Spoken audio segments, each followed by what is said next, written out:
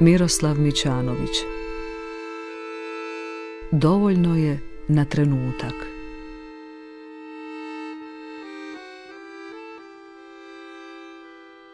Dovoljno je na trenutak da ostanem sam.